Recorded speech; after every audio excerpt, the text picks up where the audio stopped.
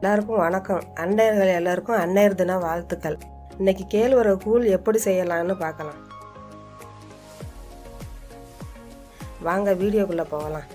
கேழ்வரகு கூழ் கிண்டுறதுக்கு தேவையான பொருள் என்னென்னா, உடைச்ச பச்சரிசி 1 டம்ளர், 1 டம்ளர் கேழ்வரகு மாவு, தேவையான அளவு உப்பு.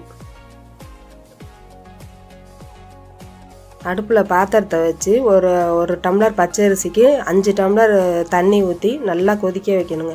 கொதித்ததுக்கப்புறம் அந்த பச்சரிசியை போட்டு நல்லா கிளறிக்கிட்டே இருக்கணும்.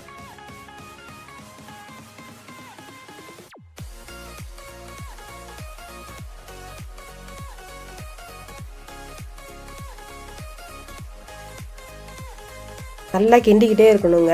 நல்லா வெந்ததுக்கப்புறம் தேவையான அளவு உப்பு சேர்த்து நல்லா கிண்டணும். அரிசி வேகாமல் இருந்துச்சுன்னா இன்னும் கொஞ்சம் தண்ணி ஊற்றி நல்லா கிண்டிக்கிட்டே இருக்கணுங்க.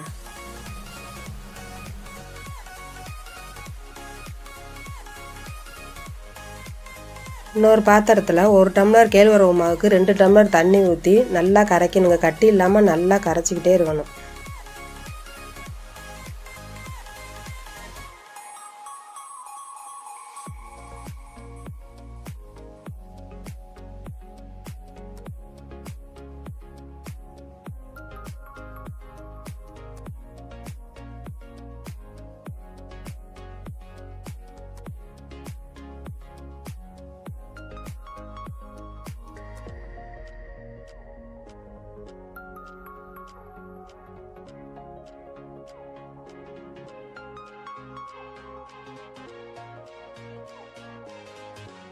அரிசி நல்லா வெந்துருச்சா என்னன்னு நல்லா பார்த்துக்கோங்க.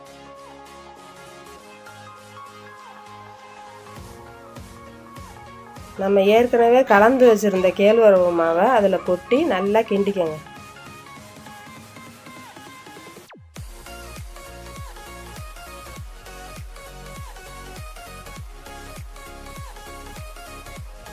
நல்லா இந்த மாதிரி கிண்டிக்கிட்டே இருங்க. அப்போ தான் கட்டி எதுவும் பிடிக்காமல் இருக்கும்.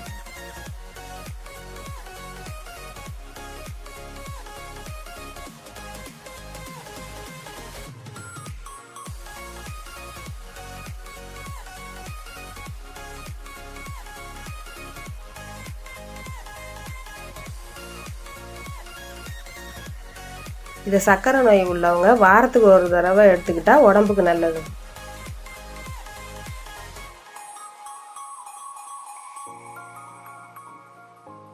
நல்லா வெந்துருச்சா என்னன்னு பார்க்கணும்னா கையில் தண்ணியை தொட்டோம்னா கையில் ஒட்டாமல் இருக்கும். இப்போ நல்லா வெந்துருச்சு. நல்லா ஒரு தடவை நல்லா கிண்டிட்டு இறக்கி வச்சிடலாம் சூட்டோட.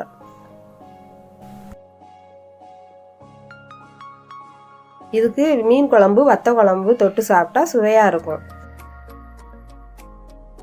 நம்ம சேனலை சப்ஸ்கிரைப் பண்ணாமல் இருந்தால் கீழே இருக்கிற ரெட் கலர் பட்டனை கிளிக் பண்ணுங்கள்.